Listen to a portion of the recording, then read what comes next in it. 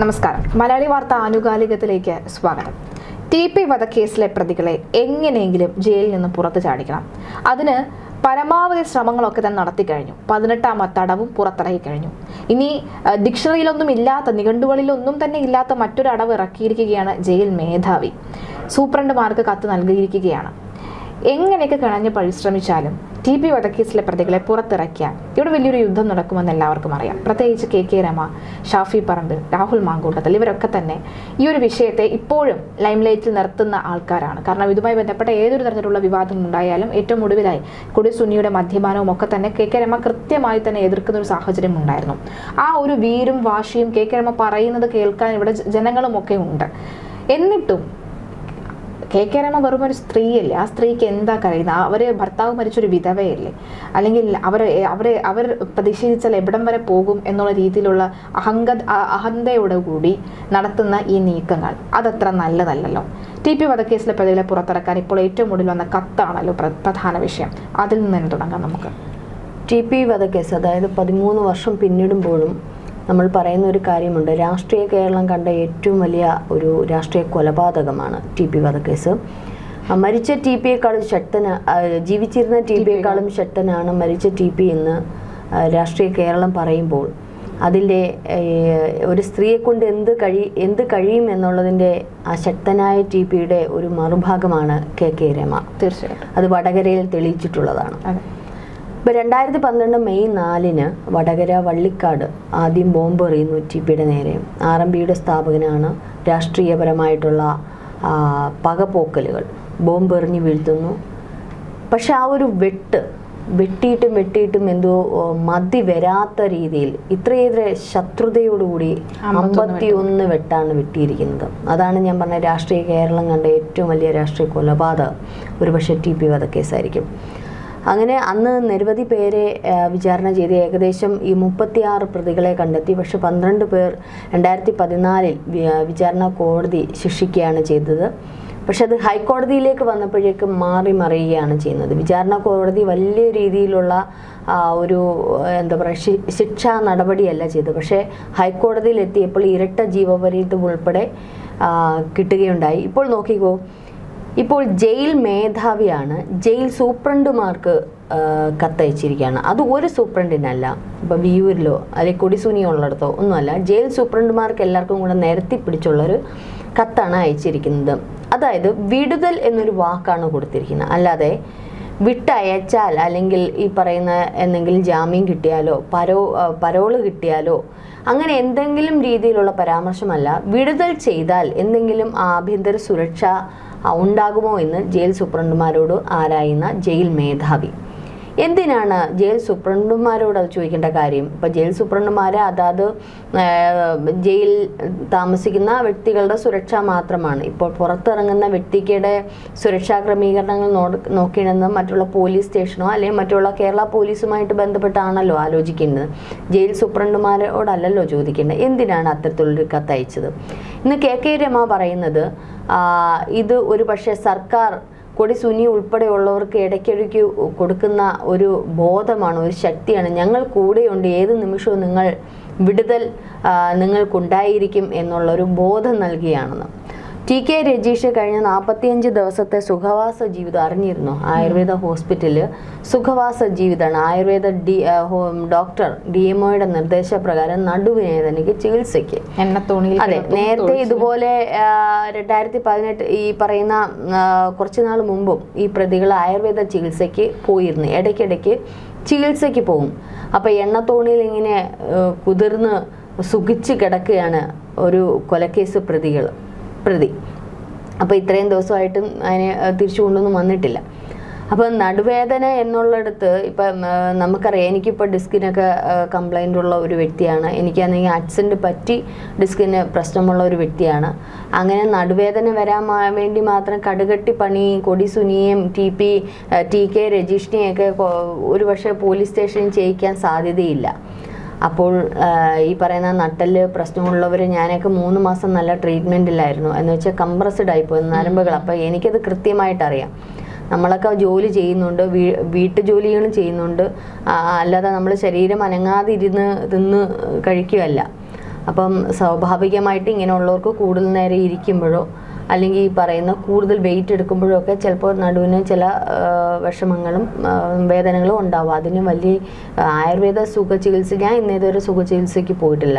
എനിക്ക് നടുവിന് നല്ല പ്രശ്നമുള്ള ഒരു വ്യക്തിയാണ്. പക്ഷേ എനിക്ക് ആക്സിഡൻറ്റിനെ പറ്റി പ്രശ്നമുള്ള, ഇപ്പം TK രജീഷിന് നടുവിന് പ്രശ്നം ഉണ്ടായത് എന്താണെന്നുള്ള അറിയില്ല. മറ്റുള്ള കുറേ പേരും ആയുർവേദ ചികിത്സയ്ക്ക് പോയിരുന്നു, എന്താണ് പ്രശ്നം എന്നുള്ള അറിയില്ല. അപ്പം സ്വാഭാവികമായിട്ടും നമ്മൾ ഓർത്തോ പീഡിയാട്രിക്സിനെ കാണിക്കും, അവർ മെഡിസിൻസ് തരും. ഒരു പക്ഷേ ഈ പെയിൻ കുറയ്ക്കാനുള്ളത്, അല്ലെങ്കിൽ മസിൽസ് കുറച്ചുകൂടെ സ്ട്രെങ്തൻ ചെയ്യാനുള്ളത്, അങ്ങനെയൊക്കെയുള്ള കുറച്ച് മെഡിസിൻസ് നമ്മൾ 2 വീക്സ് കഴിക്കണം, റെസ്റ്റ് ചെയ്യണം.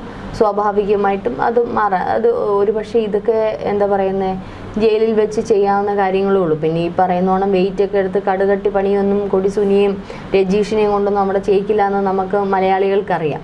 അപ്പോൾ അത്തരത്തിലുള്ള സുഖചികിത്സയ്ക്ക് പോകണമെന്നുണ്ടെങ്കിൽ ഞാൻ പോലും ഇപ്പം നമ്മളിപ്പോൾ പുറത്തേക്ക് നമ്മൾ തെറ്റും ജയിലിലെല്ലാം കിടക്കണേ, എനിക്ക് വേണമെങ്കിൽ എൻ്റെ ശമ്പളം കൊണ്ട് എനിക്ക് സുഖചികിത്സയ്ക്ക് പോകാം. പക്ഷേ അവിടെ നമുക്ക് ഈ പറയുന്ന അത് മാറും എന്നുള്ളൊരു വിശ്വാസമാണ്. കാരണം കുറേ നാളുകളായിട്ട് അത് അനുഭവിക്കുന്നതുകൊണ്ട്. ഇതിപ്പം കാണുന്ന പ്രേക്ഷകർക്കും അറിയാം, എത്രയോ നട്ടലിന് പ്രശ്നമുള്ള വ്യക്തികളുണ്ട്, ഡിസ്കിന് പ്രശ്നമുള്ള വ്യക്തികളുണ്ട്. അവർക്കൊന്നും ഇത്തരത്തിലുള്ള സുഖചികിത്സയുടെ ആവശ്യമില്ല, ആയുർവേദ സുഖചികിത്സയുടെ ഒന്നും ആവശ്യമില്ല. ഇനി ആയുർവേദ മെഡിസിൻസ് ആണെങ്കിൽ പോലും ഈ പറയുന്ന എണ്ണ കെട്ടി ജയിലിൽ കിടക്കാമെന്നുള്ളതേ ഉള്ളൂ, അല്ലാതെ അവിടെ പോയി സുഖചികിത്സയുടെ ഒന്നും ആവശ്യമില്ല.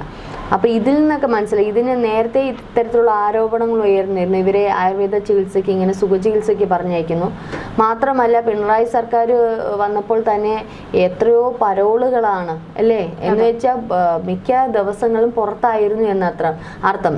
ഈ ജയിലിൽ ഇങ്ങനെ പുറത്തെ ഫുഡൊക്കെ ഒന്ന് വല്ലാണ്ട് ആസ്വദിച്ച് അങ്ങ് തൃപ്തി വരുമല്ലോ, ഒരുമാതിരി നമുക്ക് പുറത്തെ. എന്നാൽ പിന്നെ കുറച്ചാൾ ജയിലിലെ ചിക്കനൊക്കെ ഒന്ന് കഴിക്കാം, അവിടുത്തെ ടേസ്റ്റ് അറിയാം എന്ന് കരുതി ഒരു വിസിറ്റിംഗ് എന്നുള്ള രീതിയിൽ വന്ന് കയറുകയാണോ TP വധക്കേസിലെ പ്രതികൾ എന്നുള്ളതാണ് ഇപ്പോൾ ചിന്തിക്കേണ്ടിയിരിക്കുന്നത്.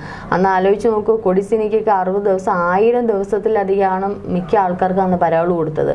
1081 ദിവസം, രാമേന്ദ്രന് 1081 ദിവസം, 1068 ദിവസം, മറ്റേ സജിത്തിന് 1078, പിന്നെ 500, ഇങ്ങനെയൊക്കെ 6 പ്രതികൾക്ക് 500 ദിവസം. ഇത് പറഞ്ഞിരുന്ന അന്ന് എമർജൻസി ലീവ്, കോവിഡിൻ്റെ സ്പെഷ്യൽ ലീവ്, ഓർഡിനറി ലീവ്, ഇങ്ങനെയൊക്കെ പറഞ്ഞാണ് അന്ന് പരോള് കൊടുത്തിരിക്കുന്നത്. ലീവ് കൊടുക്കുന്നത് പോലെയാണ് അന്നും വലിയ ആരോപണം ഉയർന്നിരുന്നു. അപ്പം മാത്രമല്ല കൊടിസുനി കോടതി വിചാരണ സമയത്ത് വെളിയിൽ നിന്ന് ഈ പോലീസുകാരുടെ സാന്നിധ്യത്തിലാണ് മദ്യപിക്കുന്ന കാര്യങ്ങളൊക്കെ അന്ന് വലിയ വിവാദമായിരുന്നു. അതായത് ഇതിൽ നിന്ന് നമുക്ക് പൂർണ്ണമായിട്ട് മനസ്സിലാക്കുന്നത്, എങ്ങനെ ഈ പ്രതികളെ സർക്കാരിന് ഇപ്പോൾ വിട്ടയക്കണം. കാരണം ഒരുപക്ഷെ അവർക്ക് കൊടുത്ത വാക്കുകളായിരിക്കാം. ഇനിയും അവരെ അവിടെ വെച്ചുകൊണ്ടിരുന്നാൽ ഒരുപക്ഷെ കൊടിസുനിയുടെയൊക്കെ ഇത് നമ്മൾ കണ്ടതാണ്, പക്കാ ഗുണ്ടാ ലെവലില്. ഇടയ്ക്ക് കൊടിസുനിയെ വിചാരണ വേളയെ കൊണ്ടുവന്നപ്പോൾ ഏതോ ഒരു മാധ്യമ പ്രവർത്തകൻ ഇങ്ങനെ എന്തോ ചോദിക്കാനിടാ, നിനക്കൊന്നും വേറെ പണിയില്ലേടെ, ചീത്തയും വിളിച്ചിട്ട് പോ, എന്ത് ഇതാണെന്ന് നോക്കും. അവനൊക്കെ ഒരു ഈ പറയുന്നത് പോലെ ഒരു രാഷ്ട്രീയ നേതാവ് എന്ത് തന്നെ ആയിക്കോട്ടെ, ഇത്രയും വെട്ടി കൊലപാതകം ചെയ്തിട്ട് പോലും ഉള്ളിൽ മനസാക്ഷിയോ അല്ലെങ്കിൽ ഉള്ളിൽ ഈ പറയുന്ന വേദനയോ ഒന്നുമില്ല. ഇപ്പോഴും ഇനിയും പുറത്തിറങ്ങിയാൽ ഇവർക്ക് അതീവ സുരക്ഷയല്ല വേണ്ടുന്നത്, മറ്റുള്ള ജനങ്ങൾക്ക് അതീവ, കാരണം ഇവർക്കെതിരെ തിരിഞ്ഞിട്ടുള്ള മാധ്യമ പ്രവർത്തകർ, റിപ്പോർട്ടേഴ്സ്, അല്ലെങ്കിൽ ഇവർക്കെതിരെ മൊഴികൾ കൊടുത്തിട്ടുള്ളവർ, ഒരുപക്ഷെ KK രമ ഉൾപ്പെടെയുള്ളവർക്കാണ് സുരക്ഷാ ഭീഷണി ഇപ്പോൾ ഉള്ളത്. അവർക്കാണ് ഒരുപക്ഷെ പോലീസ് കാവൽ നിൽക്കേണ്ടത്. അല്ലാതെ കൊടിസുനിക്കും ഈ TP വധക്കേസിലെ മറ്റുള്ള പ്രതികൾ, ഈ TK രാജേഷ് തന്നെ ബംഗളൂരുവിലെ കള്ളത്തോക്ക് ഇടപാടുകളും നിരവധി കേസിലെ പ്രതിയായിരുന്നു. അപ്പം ഇവർക്കല്ല സുരക്ഷാ ഭീഷണിയുള്ള, മറ്റുള്ളവർക്കാണ്, നമ്മളെപ്പോലുള്ള മാധ്യമ പ്രവർത്തകർക്കൊക്കെയാണ് വേണ്ടുന്നത്. അപ്പം എന്ത് നടത്താം ഇനിയും ഇറങ്ങിയാൽ ഒരുപക്ഷെ കേരള ചരിത്രത്തിൽ ഇനിയൊരു രാഷ്ട്രീയ കൊലപാതകം ഇവന്മാർ മൂലം ഉണ്ടായിക്കൂടാ എന്നുള്ളതില്ല.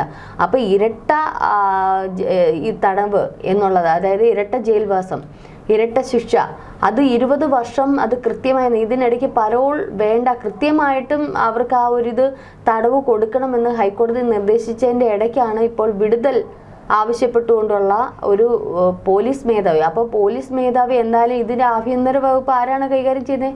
നമ്മുടെ ബഹുമാനപ്പെട്ട മുഖ്യമന്ത്രിയാണ്. മുഖ്യമന്ത്രി അറിയാതെ ഇങ്ങനെ ഒരു കത്ത് പോവുമോ സൂപ്രണ്ടുമാർക്ക്? അപ്പം മുഖ്യമന്ത്രിക്ക് ഇനിയിപ്പോൾ ഈ തെരഞ്ഞെടുപ്പുമായിട്ട് ബന്ധപ്പെട്ട് എത്രയും പെട്ടെന്ന് കൊടിസുനി അടക്കം പുറത്തിറക്കിയിട്ട് ഇനി ആരെ കൊല്ലാനാണോ എന്തോ എന്നുള്ളതാണ് ചിന്തിക്കേണ്ടിയിരിക്കുന്നത്. ആരെയോ ഒരാളെ വകവരുത്താനുണ്ട്. അതിനായിരിക്കും ഇനി ഈ പറയുന്നോണം കൊടിസുനി അടക്കം വിടുതൽ ചെയ്യാനുള്ള ഇത് ഇപ്പോൾ വല്ലാത്തൊരു നീക്കമാണ്. ഈ നീക്കം ഇത് നേരത്തെയും ഉണ്ടായിട്ടുണ്ട്. പലതവണ പരോൾ പരമായിട്ടും അല്ലാതെ ഇവരെ വിടുതൽ ചെയ്യണമെന്നുള്ള രീതിയിൽ സർക്കാർ വലിയ രീതിയിൽ നീക്കം ഉണ്ടായിട്ടുണ്ട്. കാരണം ഇനി ഇവർക്ക് അധികം സമയമില്ല. 6 മാസം കഴിഞ്ഞു കഴിഞ്ഞാൽ ഇവരുടെ ഒരു കാര്യവും ഇനി നടക്കത്തില്ല. അപ്പം ഇതിനിടയിൽ ഇത് ഈ പറയുന്നത് പോലെ ഇവരെ പുറത്തിറക്കണം, ജയിലിൽ നിന്ന് പുറത്തിറക്കണം എന്നുള്ളത്. ഇത് ഇപ്പോൾ ഈ ഒരു TP വധക്കേസുമായിട്ട് ബന്ധപ്പെട്ടല്ല, നിരവധി ഇത്തരത്തിൽ അകത്ത് കിടക്കുന്ന പല CPM ഗുണ്ട നേതാക്കളെയും ഇതുപോലെ പുറത്തിറക്കിയിട്ടുണ്ട്. നമ്മൾ ഈ ഇടയ്ക്ക് കണ്ടതാണ്, ഗണേഷ് കുമാറാണ് പുറത്തിറക്കിയെന്ന് പറയുന്നു. മറ്റേ ഒരു കൊലപാതക കേസിൽ ഒരു പ്രതി ഉണ്ടല്ലോ, ഒരു സ്ത്രീ, എനിക്ക് പെട്ടെന്ന് ഓർമ്മ വരുന്നില്ല, അവരെ ഇപ്പം ജയിൽ മോചിതയായി. അപ്പൊ ഇത്തരത്തില് അവർക്ക് ചായ്വുള്ള അല്ലെ അവർക്ക് ഇഷ്ടപ്പെട്ട ഗുണ്ടാ നേതാക്കള് അല്ലെങ്കിൽ അവർക്ക് ഇഷ്ടപ്പെട്ട വ്യക്തികളെയൊക്കെ തോന്നും പോലെ കോടതി വിധിയെ പോലും ധിക്കരിച്ചുകൊണ്ട്, എങ്ങനെയാണ് ഈ കോടതിയെ വിധിയെ ധിക്കരിച്ചുകൊണ്ട് ഒരു പോലീസ് മേധാവിക്ക് അത് അറിഞ്ഞൂടെ? കൃത്യമായിട്ടും ഒരു പോലീസ് മേധാവിക്ക് അറിയാം കോടതി വിധി വിധിച്ച് 20 വർഷം തടങ്കലിൽ വെപ്പിച്ചവരെ എങ്ങനെയാണ് പുറത്തിറക്കാൻ പറ്റുന്നത്? അത് തന്നെയാണ് ഇന്ന് KK രമയും ചോദിച്ചത്, എങ്ങനെയാണ് അത് സാധിക്കുന്നത്? അപ്പൊ അത് മറ്റുള്ള വഴിയിലൂടെ ശിക്ഷ ഇളവ് നൽകി ഇനിയിപ്പോൾ സ്വാതന്ത്ര്യദിനം അല്ലെങ്കിൽ ഇവരുടെ നല്ല നടപ്പ് ഇതൊക്കെ നോക്കിക്കൊണ്ട് ഇവർക്ക് സർക്കാരിന് അങ്ങനെ വിട്ടയക്കാം. അങ്ങനെയാണ് പലരെയും വിട്ടയക്കുന്നത്. അപ്പൊ അത്തരത്തിലുള്ള ഒരു നീക്കമാണോ ഇനിയുള്ളതെന്നാണ് സൂക്ഷിക്കേണ്ടിയിരിക്കുന്നത്. കൊടിസുനിയൊക്കെ ഒരുപക്ഷെ പുറത്ത് ഇറങ്ങിക്കഴിഞ്ഞാൽ വലിയ സുരക്ഷാ ഭീഷണി കൊടിസുനിക്കല്ല ഉള്ളത്, മറ്റുള്ള രാഷ്ട്രീയ പാർട്ടിക്കാർക്കാണ്. ഇനി ആരെയൊക്കെ കൊന്നു തള്ളുമെന്നുള്ളത് ആർക്കറിയാം. ഏതായാലും ഇത് KK രമ, അതാ ഞാൻ പറഞ്ഞത്, TP ജീവിച്ചിരുന്നതിനേക്കാളും മരിച്ച TP ആണ് ശക്തൻ എന്ന് പറഞ്ഞതിൻ്റെ ഏറ്റവും പ്രധാനപ്പെട്ട ഒരു വ്യക്തിയാണ് KK രമ. ഇന്ന് ഞാൻ നോക്കിയത് റിപ്പോർട്ടർ ചാനലോ ഏതൊരു ചാനൽ ഇത് പുറത്തു വിട്ടപ്പോൾ അതിനകത്ത് വന്ന കുറേ കമ്മികളുടെ കമൻറ്റുകളാണ്. ഇത്രയും നരഭോജികളായിട്ടുള്ള നേതാക്കന്മാരാണോ, സഖാക്കന്മാരാണോ, അണികളാണോ, അനുഭാവികളാണോ എന്നുള്ളത് അറിയില്ല. എല്ലാം ഫേക്ക് അക്കൗണ്ടിൽ നിന്നാണ് വരുന്നത്. രമ വീണ്ടും തുടങ്ങിയിരിക്കുന്നു, തെരഞ്ഞെടുപ്പുമായിട്ട് ബന്ധപ്പെട്ട് വീണ്ടും രമ തുടങ്ങിയിരിക്കുന്നു എന്നൊക്കെ പറഞ്ഞ് അവരൊരു വിധവയാണ്, അവരുടെ ഭർത്താവാണ് നഷ്ടപ്പെട്ടത്. നിങ്ങൾ രാഷ്ട്രീയമൊക്കെ മാറ്റിവെക്കുമോ? അവരൊരു ഭാര്യയാണ്. അപ്പോൾ ഏതറ്റം വരെ അവർ പോവും? അവർ ഒരു തരത്തിലും അവർ TPയുടെ ഭാര്യയാണ്. അല്ലാതെ ഈ പറയുന്ന ആരുടെ ഷൂ നക്കാൻ പോകുന്ന, പണത്തിന് വേണ്ടി ഏത് രാഷ്ട്രീയ പ്രവർത്തകൻ്റെ അടുത്ത് പോകുന്ന നിങ്ങളെപ്പോലുള്ളവരുടെ ഭാര്യമാർ അല്ല.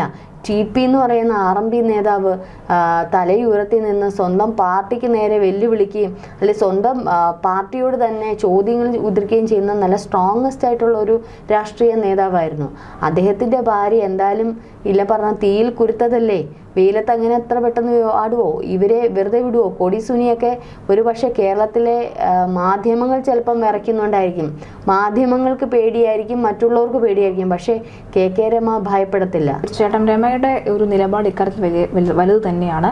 കാരണം ജനം ഉറ്റുനോക്കുന്നതും രമയുടെ ഒരു നീക്കങ്ങൾ തന്നെയാണ്. ഏതായാലും കൊടിസുനി അങ്ങനെ വിലസാം എന്ന് വിചാരിക്കേണ്ട, കേരളം എല്ലാം കണ്ടുകൊണ്ടിരിക്കുക തന്നെയാണ് ചെയ്യുന്നത്. മറ്റ് അപ്ഡേഷനുമായി അടുത്ത ദിവസം കാണാം. നമസ്കാരം.